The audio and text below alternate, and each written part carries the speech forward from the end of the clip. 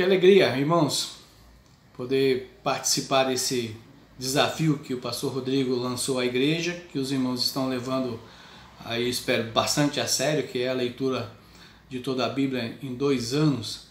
Ele me deu o desafio de falar sobre o livro de Zacarias. Então, queremos passar aí algumas informações e alguns desafios que nós podemos pensar a partir do livro de Zacarias, um profeta muitas vezes pouco lido, mas de grande relevância, até mesmo porque existem muitas citações dele no Novo Testamento, algumas mais em termos de alusão, mas é um profeta que foi bem recebido e muito bem trabalhado dentro do Novo Testamento. O nome Zacarias significa Deus se lembra, importante dentro do contexto que viveu Zacarias. O nome dele então acaba tendo uma relevância para aquilo que está sendo falado. Ele era da família sacerdotal, sabemos disso pela própria descrição que ele faz no início do livro, falando que era filho de Berequias, neto de Ido. Existe uma série de polêmicas aí, mas entendemos realmente que ele era neto de Ido, confirmado lá por livro de Esdras, capítulo 5, verso 1, capítulo 6, verso 14. Neemias também confirma isso no capítulo 12 do seu livro.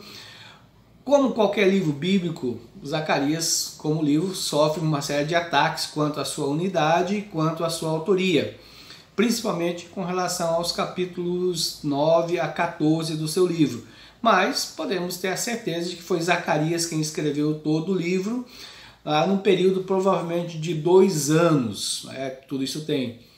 Se você vai ler o livro, você vai perceber que tem 8 visões de Zacarias, recebidas todas numa noite só, visões baseadas em sonhos, 4 mensagens e 2 oráculos.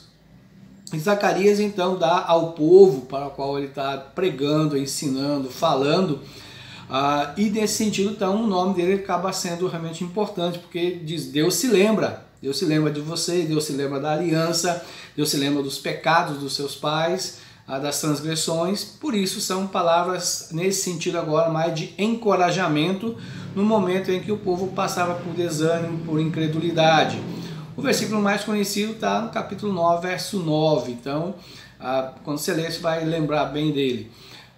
O livro, o desafio é você fazer uma leitura paralela com o livro de Ageu, capítulo também 5 e 6 de Esdras, para poder entender um pouco da atmosfera em que os judeus que estavam vivendo ali na volta do exílio estavam passando.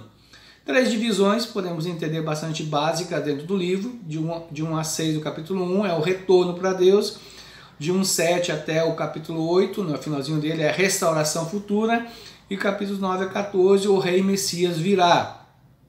As visões recebidas em sonhos são de estímulo à nação para que ela possa confiar em Deus e que Deus vai julgar as outras nações.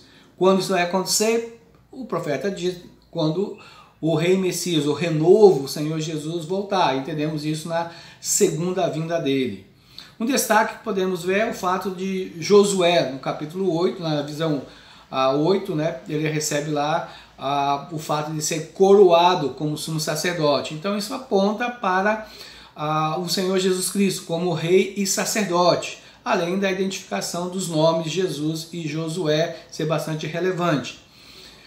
Zacarias, como profeta, prega contra a superficialidade da religião em Israel. As exortações vão falar realmente que Deus vai agir tanto para promover a obediência entre o povo, tanto quanto para exercer juízo sobre o povo, como fez no passado. Podemos pensar que a partir das 4 mensagens, no capítulo 7 e 8, o profeta pode falar para nós hoje. Somos hipócritas por apresentar uma tristeza falsa pelo pecado? Será que a disciplina que Deus trouxe no passado, olhando para a história de Israel, não provoca temor em nós?